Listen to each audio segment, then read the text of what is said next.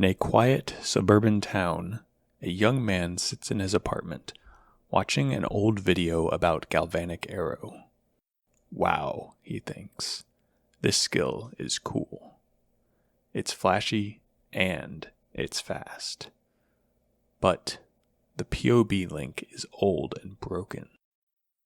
Determined to figure it out on his own, he makes a character in 3.15 Expedition League, and names it Storm Vanguard, as a reference to a Japanese visual novel that he is quite fond of.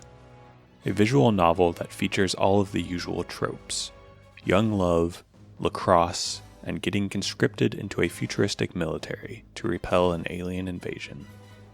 The protagonist fails to protect the Earth, but he goes back in time and tries again with all of his training and memories intact. This time around, he joins an elite squad called the, Sorry, I'm getting distracted.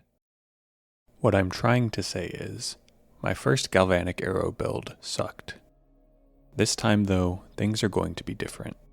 With years of military experience under my belt, I now have another chance to finally do it right. Reverse Chill is a mechanic unique to the Winter Weave ring, which allows you to increase your action speed by the magnitude of chill on your character. Action speed acts as a multiplier for everything with an animation, including moving and attacking. It's generally difficult to get in large amounts. Tailwind gives 8% increased action speed. A Deadeye can get up to 16. A reverse chilled Elementalist gets 40. That's almost the equivalent of an acceleration shrine. Such a powerful effect is balanced by the difficulty of achieving a high uptime on self-chill, and has traditionally only been accessible to a few build archetypes. But now, with the new support gem, Coursing Current, it's easier than ever. This gem causes your shocks to chill, and shocks are easily reflected onto yourself with the common unique belt, Malagaro's Restraint. On a bow build, this self-chilling process can be completely automated using mana-forged arrows. Lightning Arrow with overcharged support and life tap will inflict a maximum strength shock and chill every time you spend mana.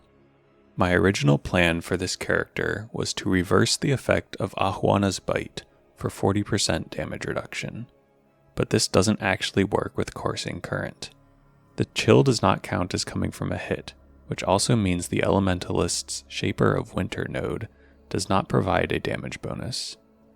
I was already level 90 when I found this out, so I didn't reroll, but as with most builds, this one is probably better as a Slayer. Now, let's talk about Galvanic Arrow. It's been in the game for 11 years and doesn't have a single MTX. Why does nobody use it? Well, you get it in Act 1 and it looks like this. At first glance, this skill is just worse than Lightning Arrow. It does 2/3 of the damage and has pitiful range for a bow attack. Most people never even give it a chance. However, if you pretend it's a melee skill, Galvanic Arrow is pretty good. So just click point blank and don't look back. Once you're in close quarters combat, you'll find that Galvanic Arrow actually hits twice. Once with an arrow, and once with the little cone of light. This cone scales with both area and projectile speed, so it's not even difficult to get decent coverage. It also works favorably with Barrage, creating a new cone with each arrow fired. With some instant leech and life gain on hit, you can easily pass the Shaper Beam test. My character only has 28 life on hit, but you could triple this number with some investment. All that's left is making sure you don't get one shot.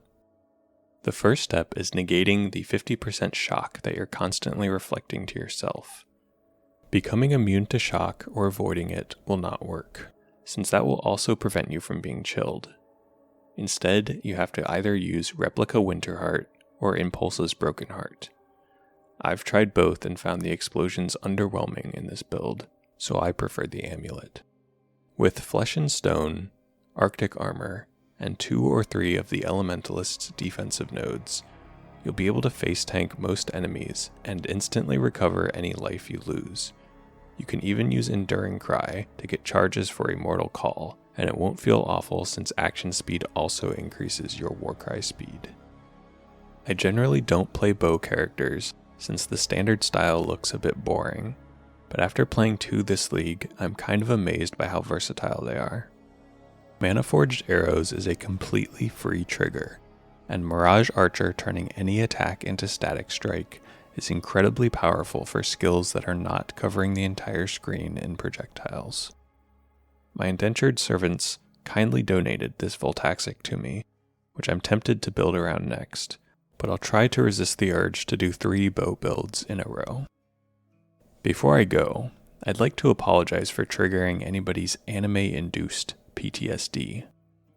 If you don't know what I'm talking about, keep it that way.